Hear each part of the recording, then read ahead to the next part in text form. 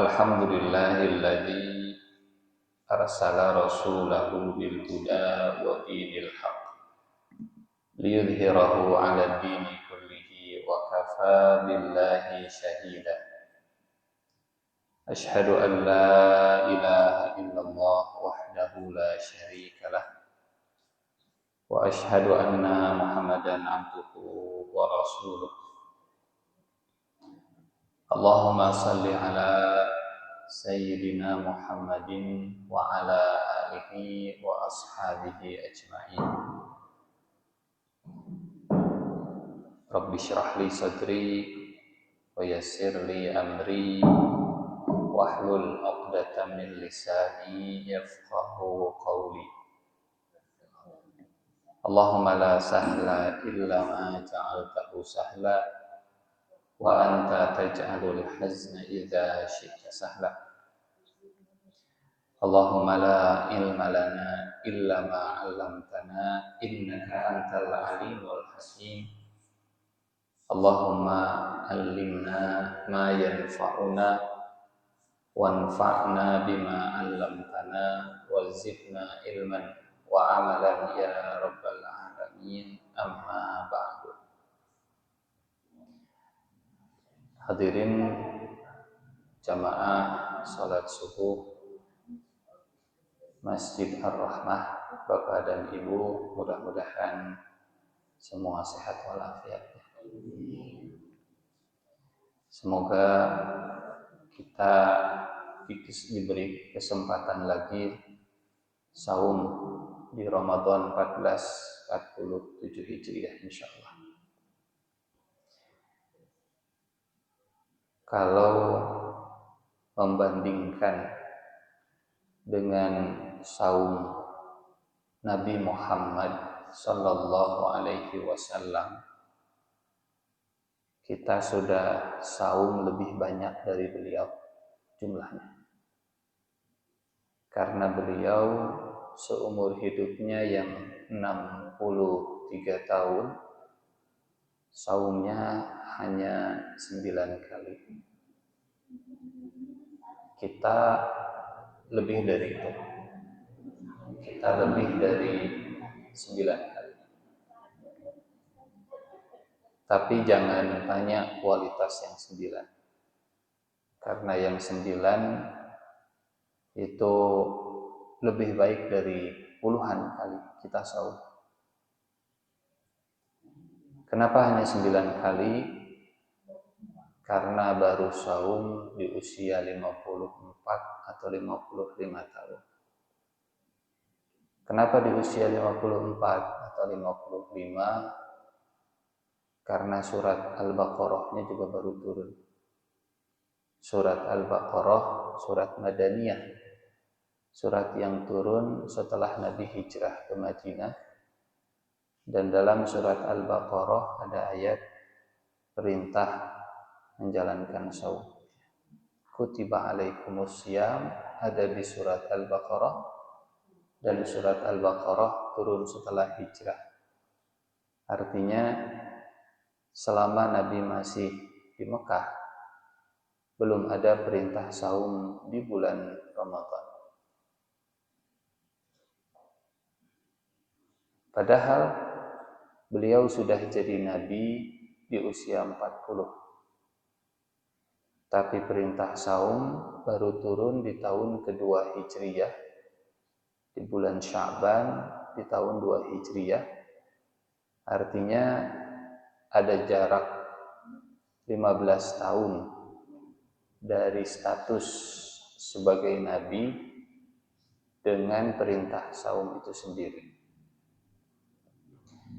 Kita bukan Nabi, kita bukan Rasul, tapi kita sudah saum dari kecil. Dan ini jadi tanda tanya. Apa hikmahnya Allah baru mewajibkan saum di bulan Ramadan setelah 15 tahun menjadi Nabi? Setelah 15 tahun menerima wahyu, setelah 15 tahun jadi utusan Allah Subhanahu wa ta'ala, baru saum itu diwajibkan. Tentu Bapak Ibu, umur Nabi tidak boleh jadi patokan.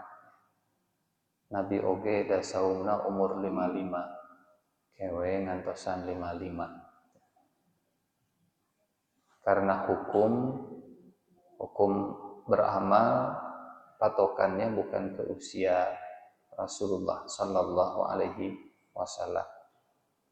Kalau hukum patokannya ke usia beliau, banyak yang kacau. Contoh sholat. Kalau ditanya umur berapa Nabi sholat, yang jelas bukan dari kecil. Beliau baru sholat pulang dari Isra Mi'raj, sholat 5 waktu. Kapan Isra Mi'raj? Setelah istrinya Siti Khadijah meninggal dunia. Berapa lama berumah tangga dengan Siti Khadijah? 25 tahun. Nabi nikah di usia 25, berumah tangga 25 tahun. Berarti waktu Siti Khadijah meninggal, umur Nabi 50 tahunan. Dan di usia 50 tahunan ini Nabi di Isra Mi'rajkan, pulang bawa oleh-oleh salat, dan barulah salat fardu 5 waktu dikerjakan. Jadi kalau ada yang tanya umur berapa Nabi mulai salat fardu, ya faktanya memang di umur 50-an.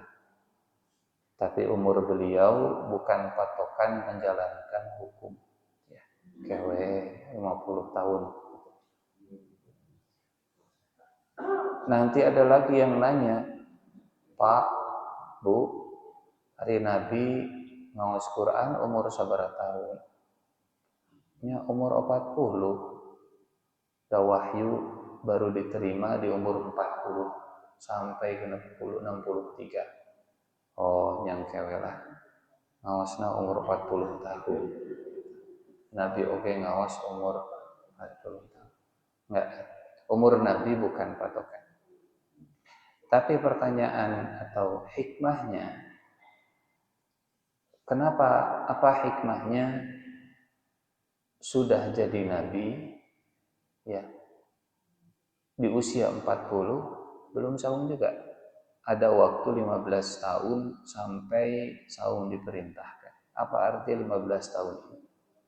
Dan bukan cuma Nabi, tapi sahabat Nabi juga sama. Karena mereka, para sahabat, beragama ngikut Nabi. Nabi saum, mereka saum. Nabi sholat, mereka sholat. Kenapa 15 tahun? Apa artinya? Kita temukan jawabannya di perintah saum itu sendiri. Allah Subhanahu wa taala berfirman, A'udzu billahi minasyaitonir rajim. Bismillahirrahmanirrahim. Ya ayyuhalladzina amanu kutiba. Wahai orang-orang yang beriman, diwajibkan. Kutiba alaikumusiyam. Diwajibkan kepada kalian semua saum. Perhatikan kalimatnya, sebelum diwajibkan ada iman. Sebelum Allah mewajibkan ada iman. Karena tanpa iman, menjalankan kewajiban terasa jadi beban. Tanpa iman, saum itu berat, susah, beban. Dengan iman, dengan percaya, beda rasanya. Laparnya sama, waktu saumnya sama, tapi cara menjalaninya pasti beda. Pasti beda. Azan maghrib di bulan Ramadan dengan azan maghrib di luar Ramadan sama atau beda? Sama. Yang beda kitanya.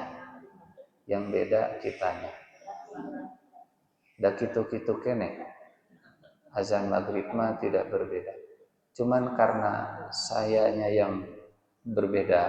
Ayeuna menuju saum, kumandang azan maghrib jauh lebih indah didengar dibanding hari-hari biasa. Jadi lapar boleh sama, waktu dari subuh ke maghrib, larangan sama, tata cara sama, fikih sama, tapi rasanya bisa beda. Dulu SD kita sholat mengucap Allahu Akbar. Sekarang punya anak yang sudah SD sholat masih sama mengucap Allahu Akbar. Sekarang kita punya cucu yang sudah SD masih sama mengucap Allahu Akbar. Tapi rasa Allahu Akbar waktu SD dengan rasa Allahu Akbar waktu punya anak SD, dengan Allahu Akbar waktu punya cucu SD, pasti punya kedalaman rasa yang berbeda. Feel-nya lain. Walaupun gerakannya secara fisik hidup-hidup keneh dan tidak berubah. Sholat dari zaman Nabi sampai hari ini rukunnya masih sama. Tapi kan suasana, perasaan, pengalaman, spiritnya berbeda. Apa yang membuat beda? Amanu, iman. Bapak Ibu yang saya muliakan, punten, ini mah contoh. Kalau seandainya saum di bulan Ramadan itu sehari saldo di rekening kita ditambah oleh Allah perharinya 100 juta rupiah misalnya. 30 hari saum saldo bertambah sabaraha? Yang sakit matematika rada-rada ya. 3 miliar. Kalau akhir Ramadan kita jadi orang yang punya saldo 3 miliar, bagaimana perasaannya menyambut kedatangan Ramadan? Semangat tidak? Apa yang bikin semangat?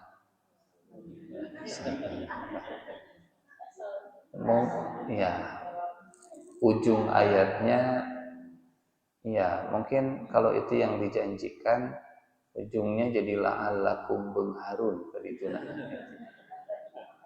Sekarang punten, tolong dijawab sejujur-jujurnya, jangan bohong di dalam masjid. Mana yang lebih bikin semangat? Selesai Ramadan dapat 3 miliar atau selesai Ramadan jadi orang bertakwa?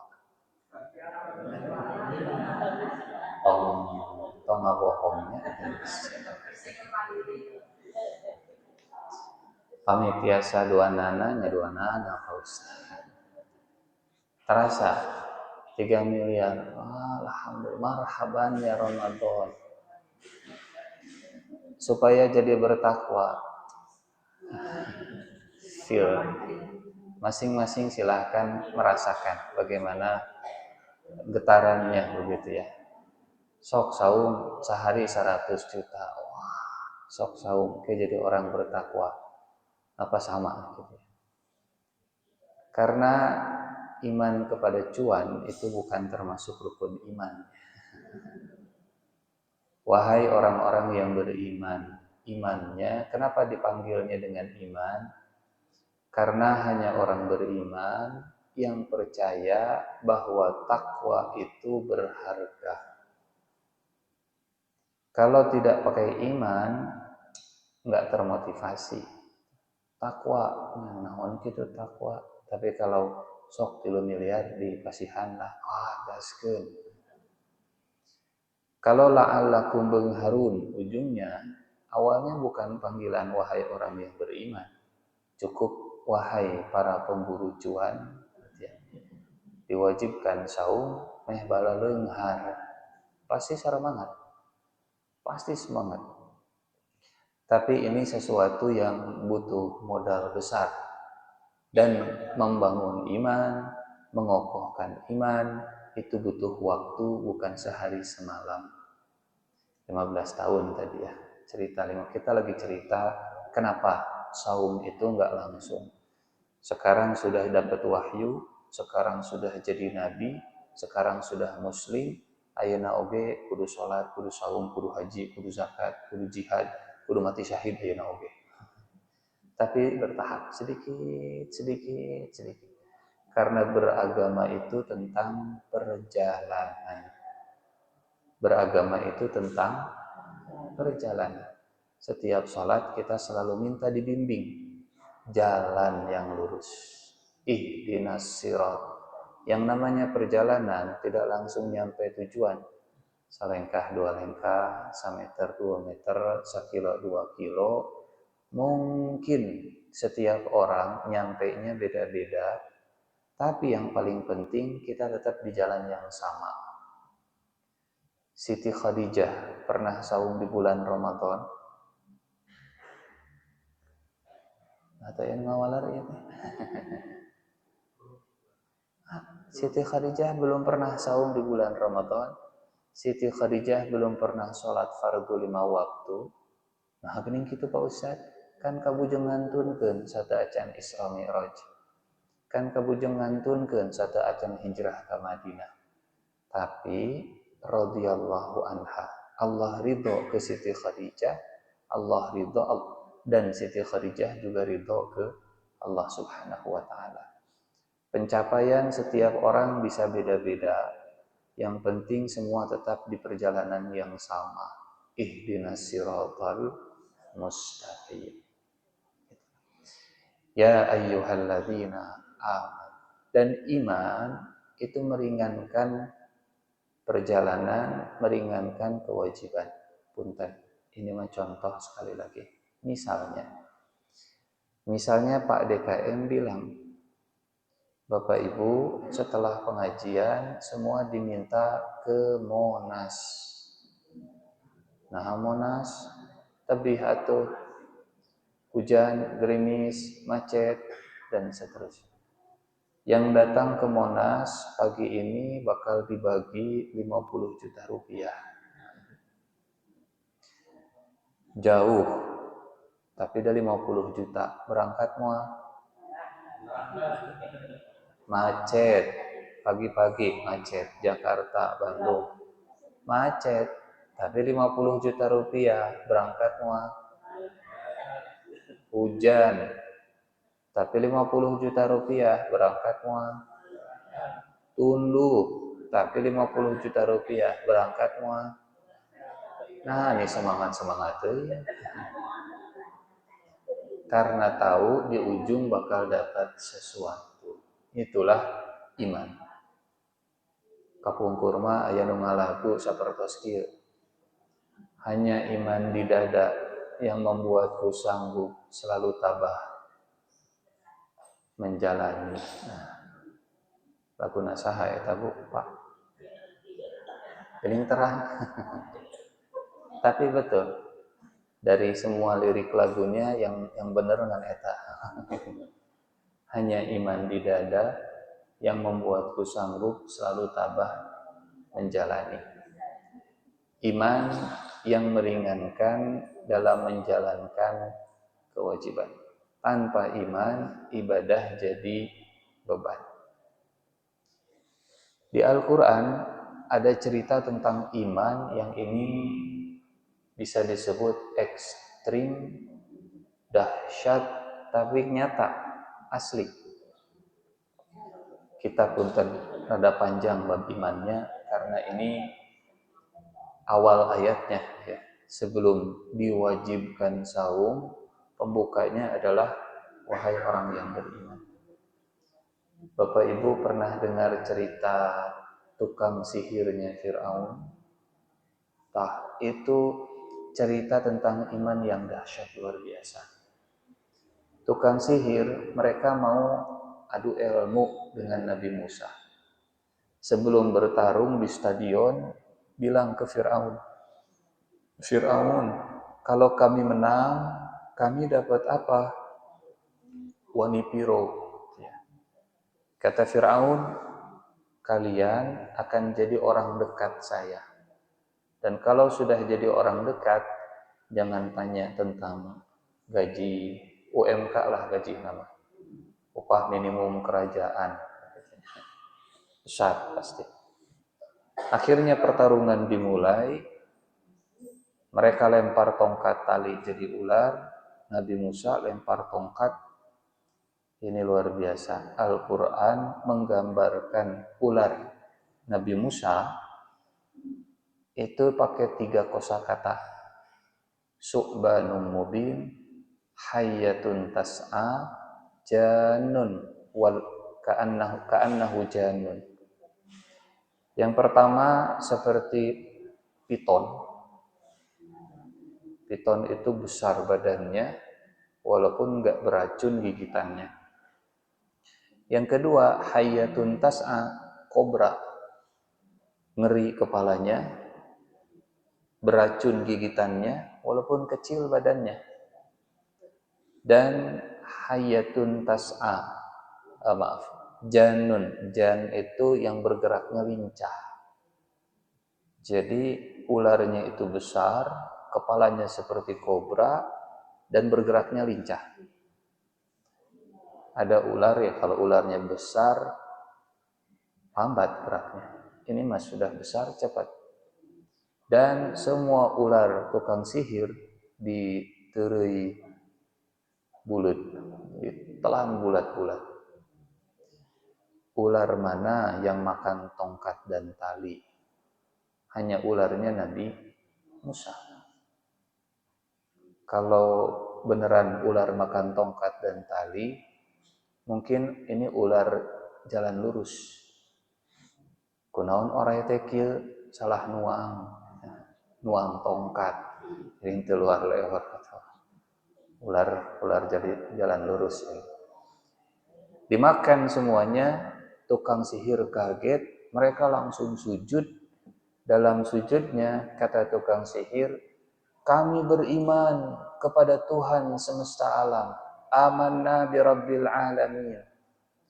Fir'aun diam karena Fir'aun menganggap, oh iya, kalian beriman kepada saya adalah Tuhan semesta alam. Kata tukang sihir, bukan Fir'aun maksudnya, tapi Rabbi Musa wa Harun. Amanna bi rabbil alamin, Rabbi Musa wa Harun. Tuhan semesta alam ini adalah Tuhannya Musa dan Tuhannya Harun. Marahlah di situ Fir'aun, ngambil mik, langsung teriak, kalian beriman kepada Musa dan Tuhannya, padahal belum saya izinkan. Saya potong tangan kalian, saya potong kaki kalian, saya gantung kalian semuanya di pohon korma. Dan kalian akan tahu siapa yang lebih mengerikan, Tuhannya Fir'aun, Tuhannya Musa, atau saya.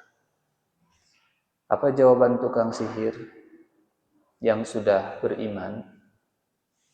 Bapak Ibu, punten. Kalau ini memang ekstrim dan dahsyat ya, jadi diabadikan di Al-Quran. Punten.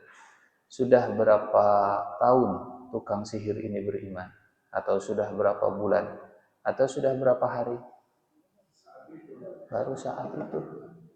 Baru ngan hari takene. Tapi jawaban mereka, hai Fir'aun, faqdi ma anta qadin, innama taqdi hadhil hayatud dunya.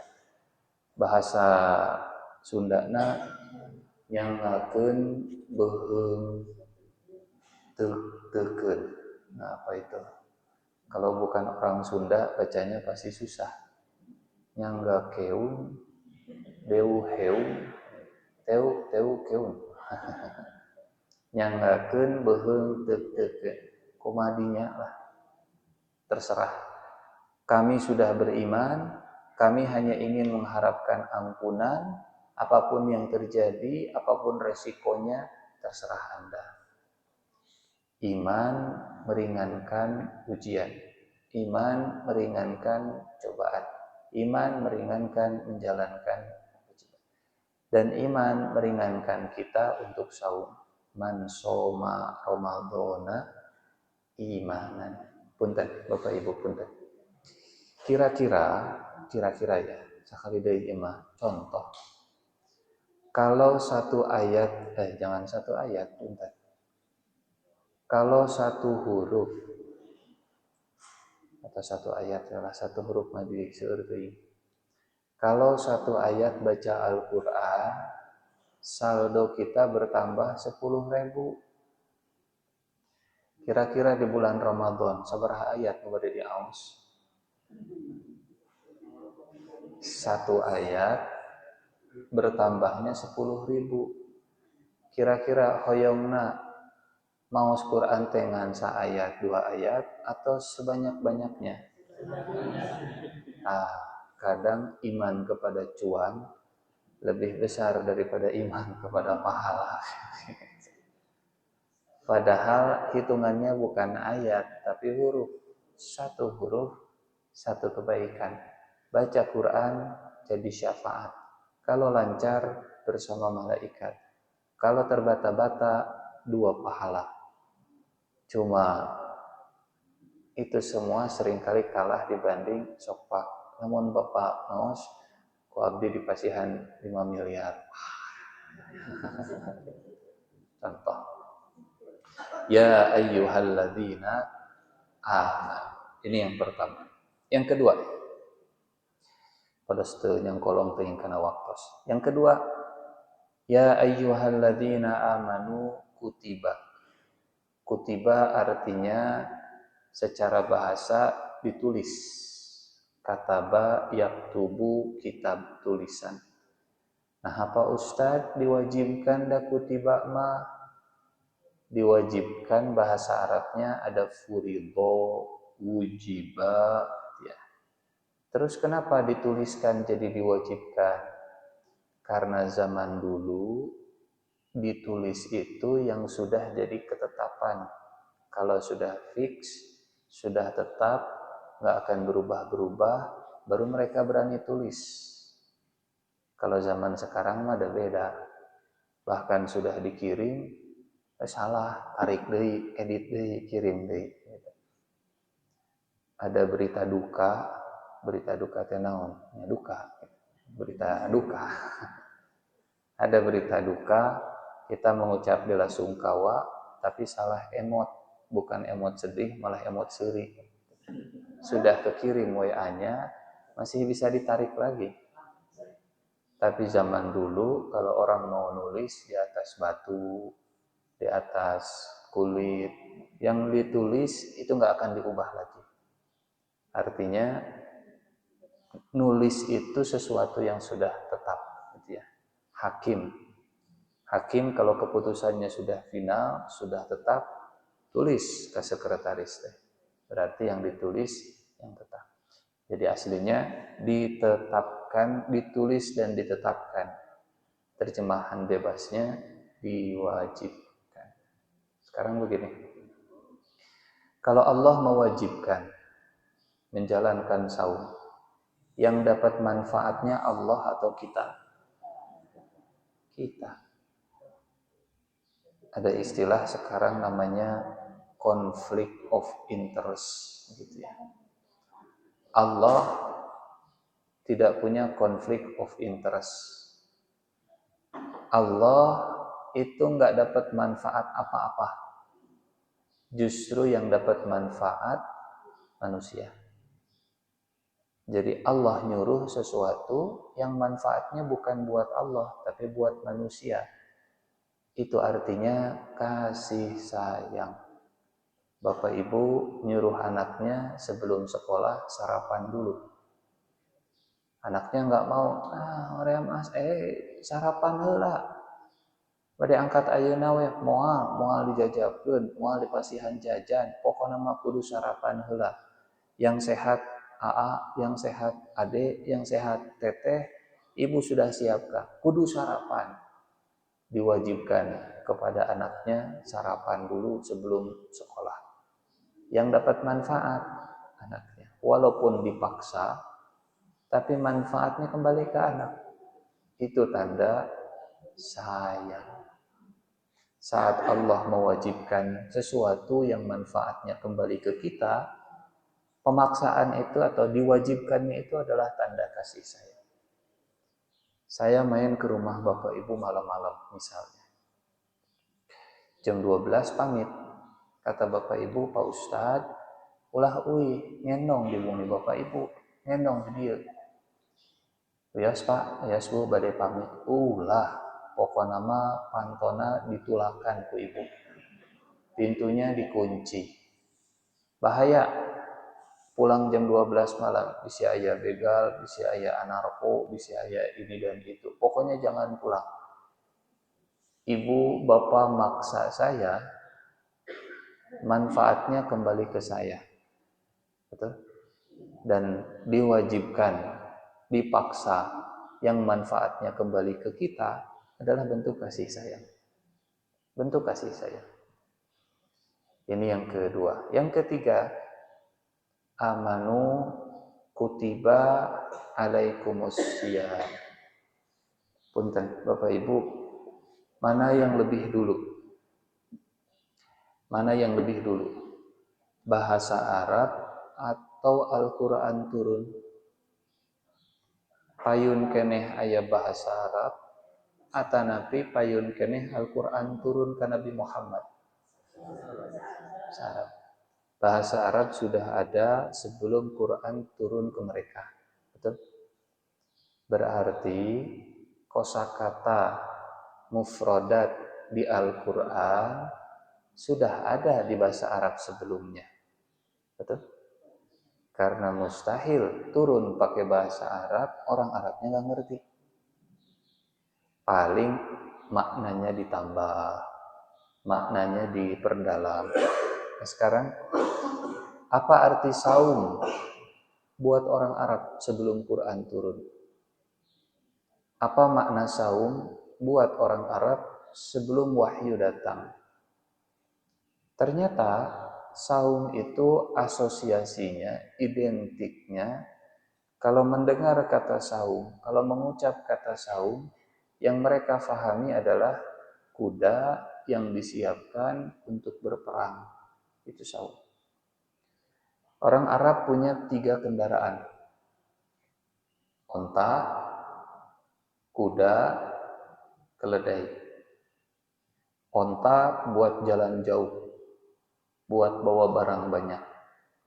Tapi onta boyot, apa boyot bahasa Indonesianya? Lambat, walaupun irit, hiji 200 lah. Sekali ngisi 200 kilo cukup. Kuda cepat, lincah, tapi boros.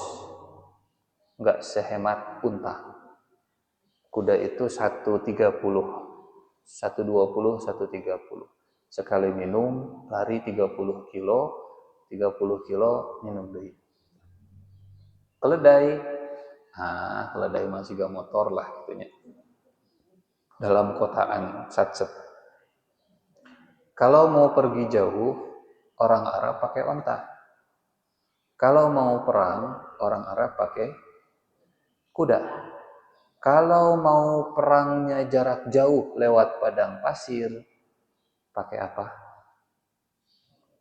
Piraku kuda nak senanai kana onta, memang mungkin. Kalau jarak jauh pakai unta, kalau mau perang pakai kuda. Kalau perangnya jarak jauh,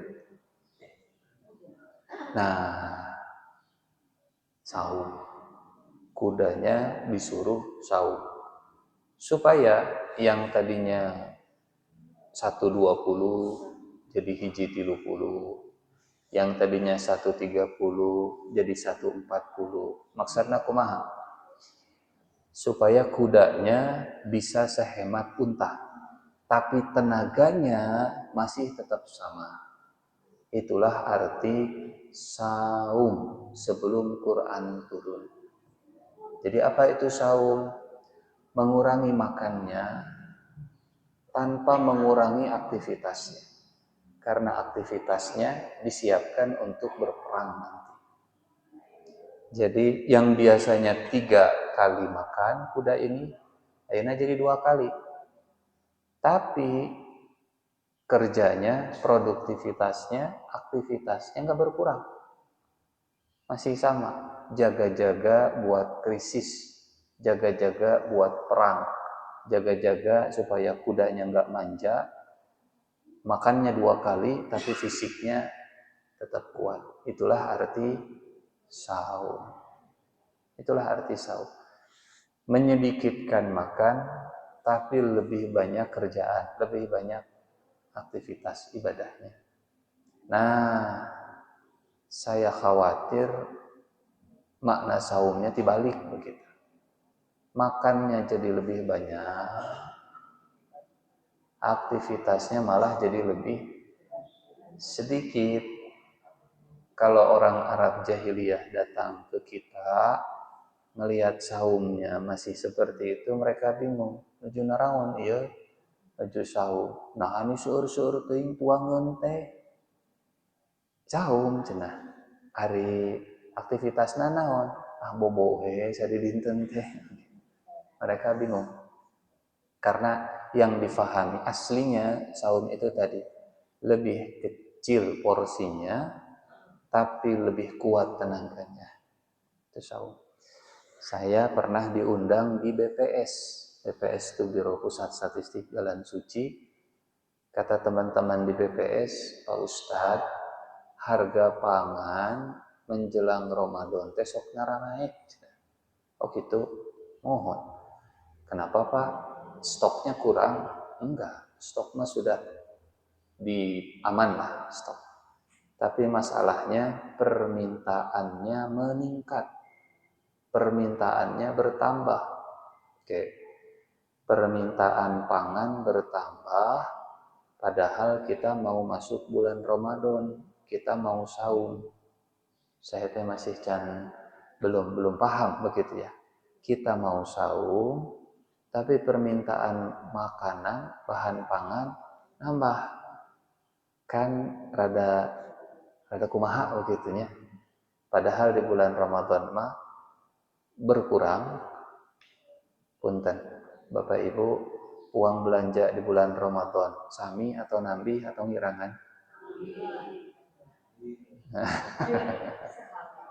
Alhamdulillah. Makanan di bulan Ramadan yang kita konsumsi sama atau lebih sedikit atau langkung seueur?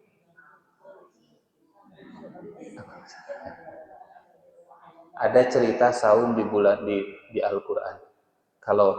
Kalau kutiba alaikumusiyam itu perintah, ada cerita saum, dan cerita saum ini adalah contoh prakteknya. Praktek saum di surat Al-Baqarah. Contohnya kisah Tolut. Kantos ngadangu cerita Tolut, Jalut, Daud. Itu praktek saum. Tolut bawa pasukan perang lawan Jalut. Kata Tolut, ayo kita jalan, pergi dari rumah ke medan perang. Jalan lewat padang pasir, capek, haus. Kata komandan bawahannya Talut, anak muda sekarang bilangnya begini, monitor ketua, anggota mau lapor ketua. Ada apa? Pasukan haus, pasukan capek, pasukan lelah. Kata Talut, sabar, sebentar lagi kita akan ketemu sungai. Sebentar lagi kita akan ketemu sungai, dan Allah akan menguji kita di sungai itu. Siapa yang minum sampai kenyang dari sungai itu, dia gagal jadi pasukan saya.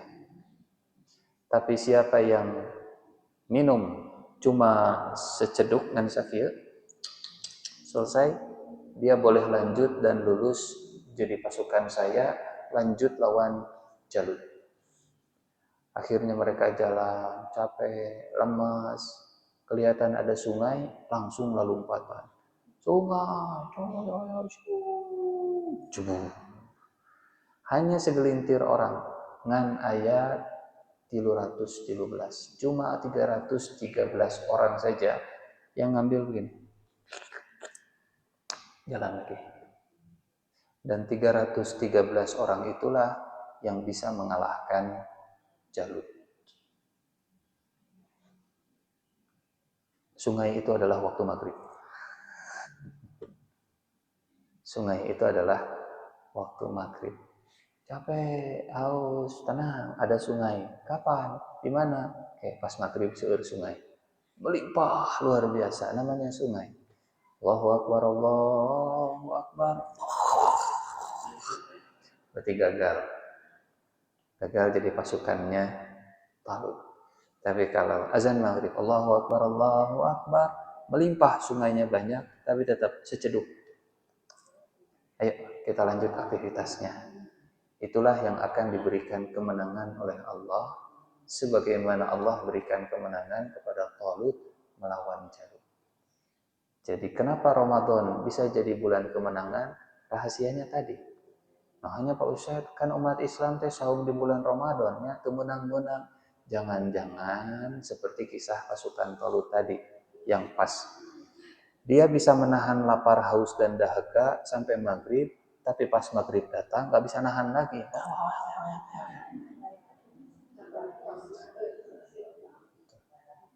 Pak Ustadz, kan sudah halal. Betul. Saum di bulan Ramadan itu bukan hanya menjaga diri dari yang halal subuh sampai maghrib, tapi mengendalikan hawa nafsu supaya tidak serakah walaupun melimpah. Kan siga sungai itu melimpah tuh. Melimpah. Oh, jebur bapak. Dan punten, Bapak Ibu terus jam genap. Secara medis bahaya. Silahkan cari. Bahayanya makan kenyang langsung setelah berbuka. Bahaya. Perut yang tadinya kosong langsung diisi banyak, itu bisa kram. Saya nggak tahu istilahnya karena bukan orang medis, tapi itu kurang sehat. Makanya Nabi ngasih contoh, buka 3 kurma, minum air, aktivitas lagi. Aktivitas lagi. Ala kulli hal, inilah yang dimaksud dengan saum. Jadi apa itu saum?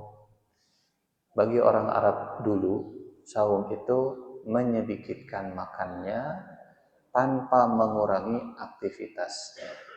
Sekarang teknologi itu pakai konsep saum. Kumaha maksudnya? Makin kecil tapi makin bertenaga.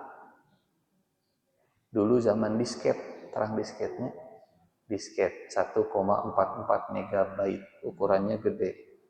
Sekarang micro SD, kan sakit, tapi kapasitasnya bisa 512 gigabyte, beratus-ratus kali lipat.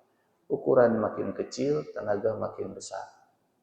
Dulu handphone beraradag, tapi fungsinya nggak seperti sekarang. Sekarang prosesor makin kecil, cuman 3 nanometer, tapi tenaganya luar biasa. Kendaraan makin irit, makin hemat, makin gesit, makin lincah, makin bertenaga. Itu konsep saum. Konsep saum itu walaupun ramping, tapi powerful. Daripada besar, tapi boyot dan kurang tenaga, boros dan seterusnya. Kita belajar dari hewan, ulat dan kupu-kupu.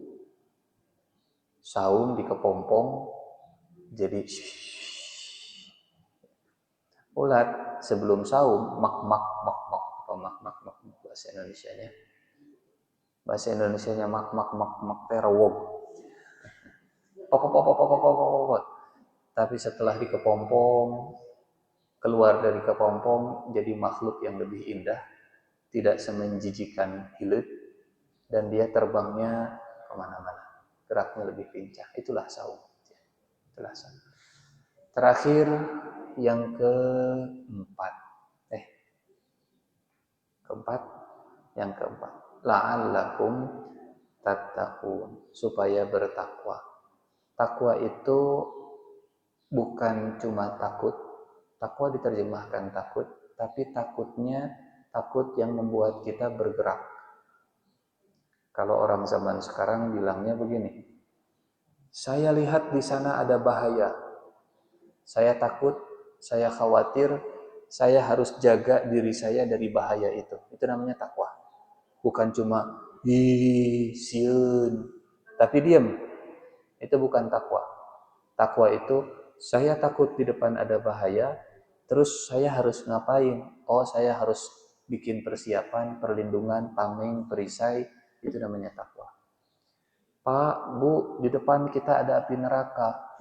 Sieun api neraka. Terus kudu kumaha? Berarti harus menjaga diri kita dari api neraka. Kumaha carana? 1, 2, 3. Itu namanya takwa. Orang sekarang menyebutnya mungkin istilahnya manajemen resiko begitu ya. Menganalisa resiko yang ada di depan dan memitigasi dari semua resiko-resiko tadi. Itulah takwa. Yang haram itu bahaya. Betul? Makanan haram, rizki haram itu bahaya. Orang bertakwa, orang yang bisa menganalisa dan matanya kebuka, kade, eta teh haram. Jaga jarak, jaga jarak. Bahkan jangankan dari yang haram, dari yang halal dia juga menjauh. Bapak Ibu punten. Ini ada seblak. Saya lagi saum. Dimakan jangan? Jangan. Halal. Halal. Karena saya saum, walaupun halal, saya nggak makan. Kapan dimakannya? Maghrib. Maghrib. Ini ada es kelapa. Halal.